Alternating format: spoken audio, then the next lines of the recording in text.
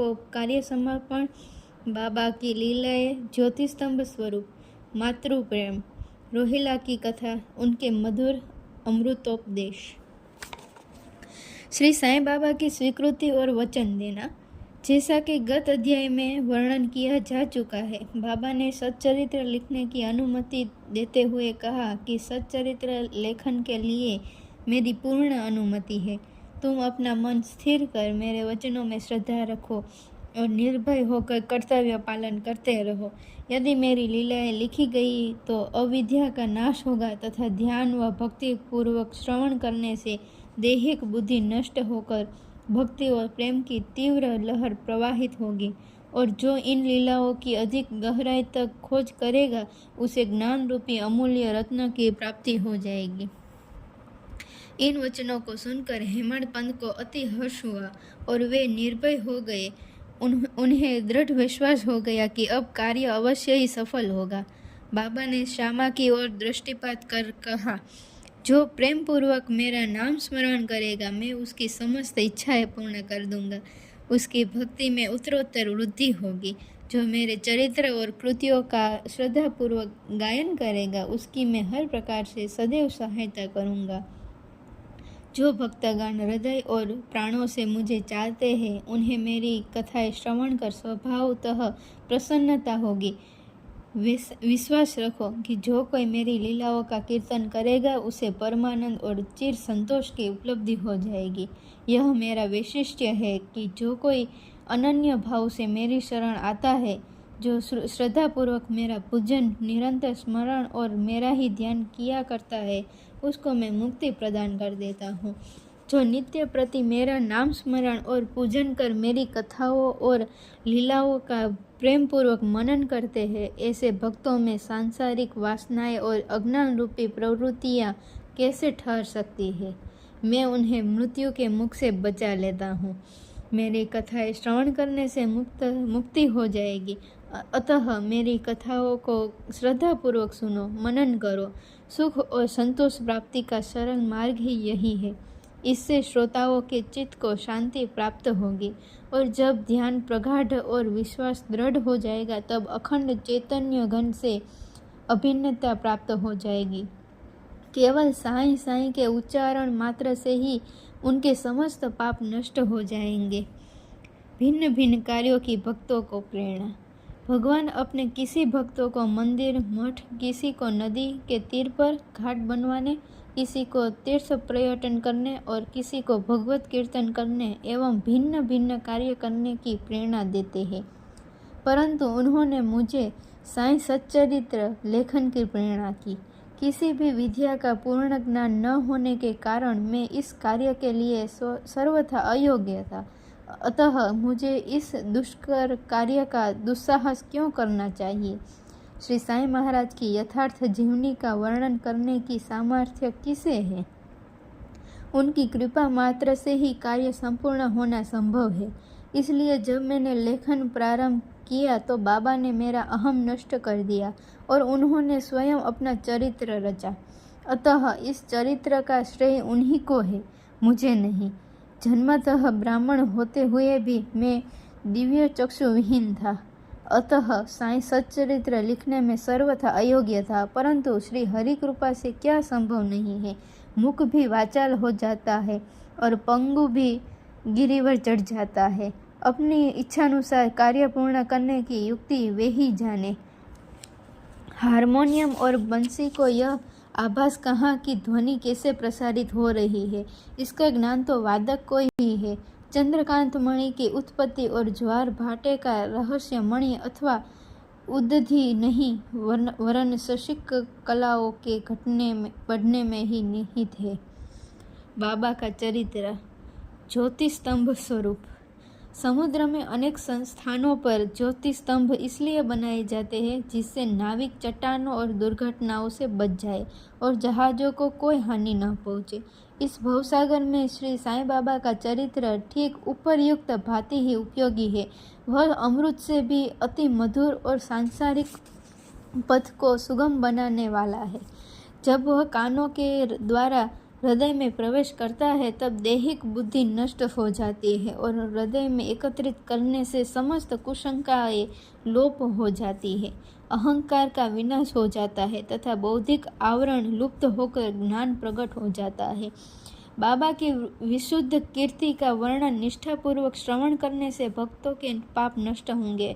अतः यह मोक्ष प्राप्ति का भी सरल साधन है।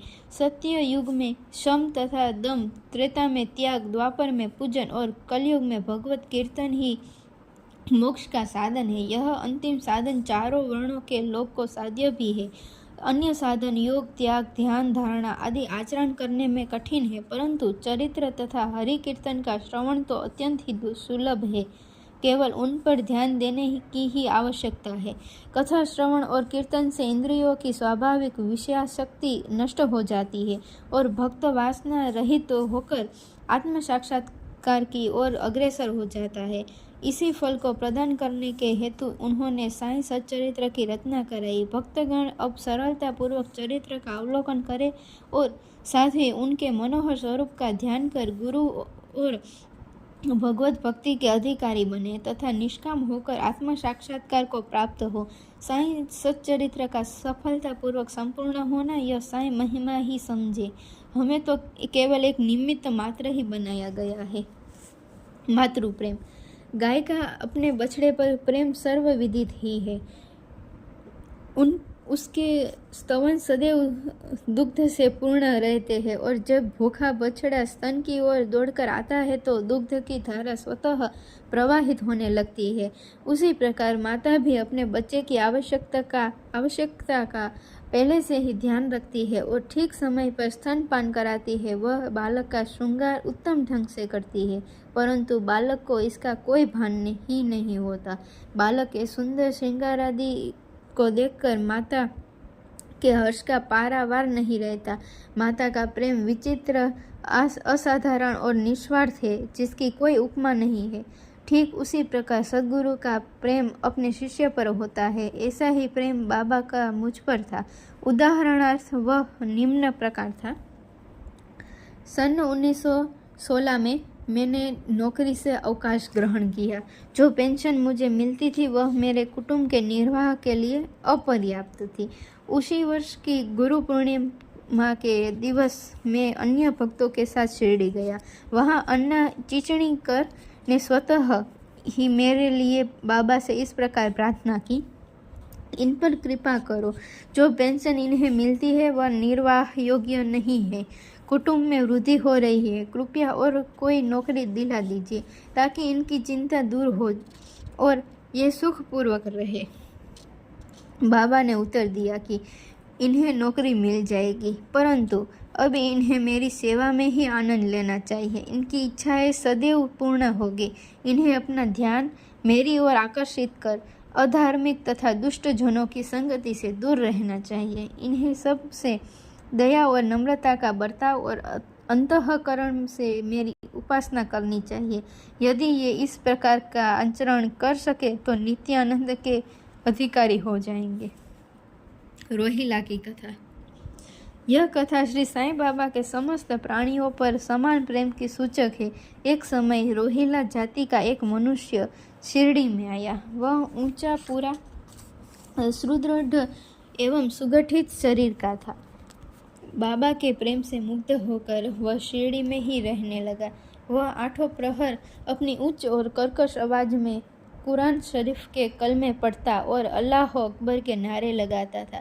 शिरडी के अधिकांश लोग खेतों में दिन भर काम करने के पश्चात जब रात्रि में घर लौटते तो रोहिला की कर्कश पुकारें उनका स्वागत करती थी। इस कारण उन्हें रात्रि में विश्राम न मिलता था, जिससे वे अधिक कष्ट और असुविधा का अनुभव करने लगे। कई दिनों तक वे मौन रहे, परंतु जब कष्ट असहनीय हो गया तब उन्होंने बाबा के समीप जाकर रोहिला को मनाकर इस उत्पात को रोकने की प्रार्थना की। बाबा ने उन लोगों की इस प्रार्थना पर ध्यान न दिया। इसके विपरीत गांव वालों को आड़े हाथों लेते हुए बोले कि वे अपने कार्य पर ही ध्यान दें और रोहिला की ओर ध्यान न दें। बाबा ने उनसे कहा कि रोहिला की पत्नी बुरे स्वभाव की ही है और वह रोहिला को तथा मुझे अधिक कष्ट पहुंचाती है, परंतु वह उसके कलमों के समक्ष उपस्थित होने का साहस करने में असमर्थ है और इसी कारण वह शांति और सुख में है। यथार्थ में रोहिला की कोई पत्नी न थी। बाबा का संकेत केवल कुविचारों की ओर था। अन्य विषयों की अपेक्षा बाबा प्रार्थना और ईश आराधना को महत्व देते थे। अतः उन्होंने रोहिला के पक्ष का समर्थन कर ग्रामवासियों को शांतिपूर्वक थोड़े समय तक उत्पात सहन करने का परामर्श दिया। बाबा के अमृतोपदेश। एक दिन दोपहर की आरती के पश्चात भक्तगण अपने घरों को लौट रहे थे। तब बाबा ने निम्नलिखित अति सुंदर उपदेश दिया। तुम चाहे कहाँ भी रहो, जो इच्छा हो सो करो, परंतु यह सदैव स्मरण रखो कि जो कुछ तुम करते हो वह सब मुझे ज्ञात है।